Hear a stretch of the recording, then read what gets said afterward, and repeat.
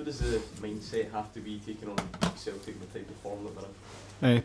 Positivity. I think, we go into every game believing we're going to win the game, and we set up to win the game, and it'll be the same again. We're under no illusions. They're the best team in the league, but they're beatable, and the mindset for us is we'll go to win the game. When you look at the previous games you've had against them, all they were at Celtic Park. Is it a significant difference at being here? It is. I mean, I think if you look at the League Cup game, obviously it was a resounding defeat for us, but the League game wasn't, and we caused them enough problems in that game. So I think we've shown that, we've dealt with them probably a bit better than most teams in the league, and that's the confidence we take coming in. Obviously we've got them at home, and it's a chance for us to go and put on a show for our fans and show everybody else that they are beatable.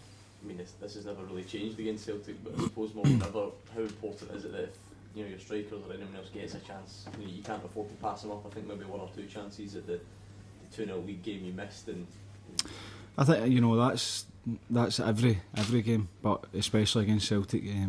We know we need to be at our best, but it's possible. I think also we need to watch for the mistakes, because in the end the game at Parkhead cost us because we made 2 mistakes, and we're punished for them. So I think we limit the mistakes and take our chances, we'll be alright. What do you think Brendan has brought to Celtic this season?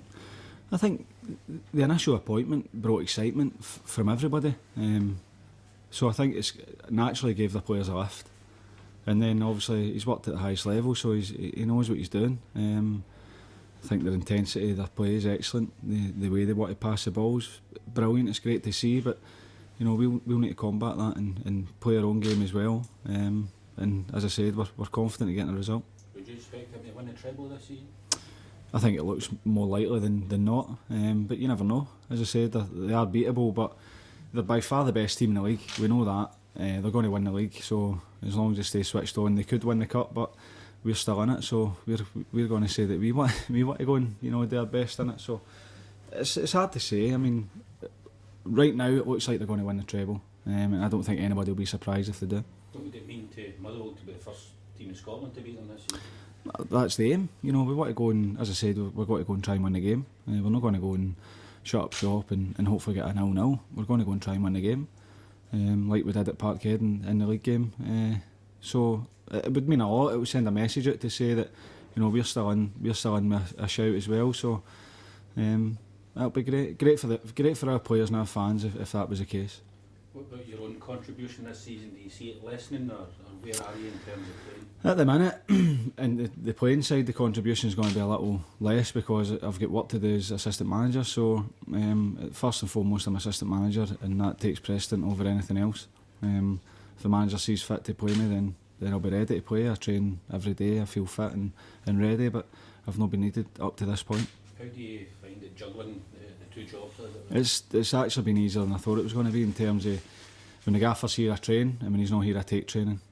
It's as simple as that. So I just need to make sure I'm fit and ready.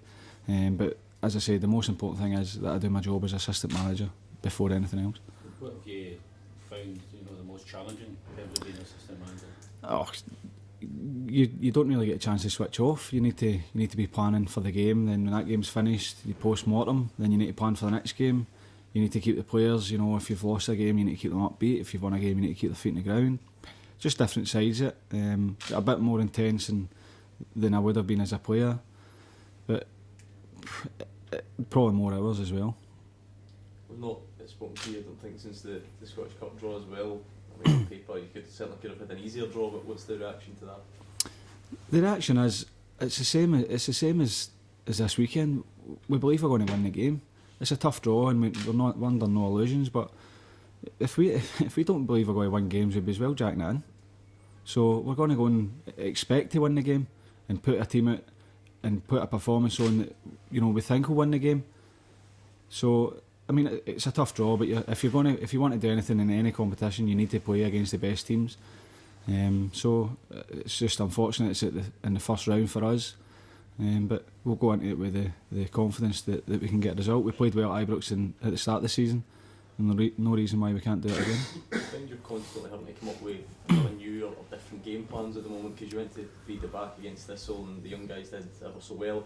didn't work so well at Tynecastle and we had to make some changes at the break and so on. Is it constantly a kind of horses for courses thing? It can be.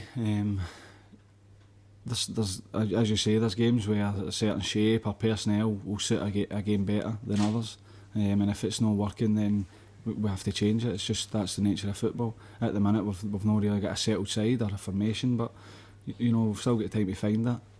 Last year we went on a good run after Christmas, and we're hoping to do that before, so that we're not leaving it as late. But we're still trying to find the best team and the best players for the positions required. Was the team news? Any injuries? No, there's no new injuries. No, everybody's fine, training, fit and ready to go, as you would expect, having Celtic at home.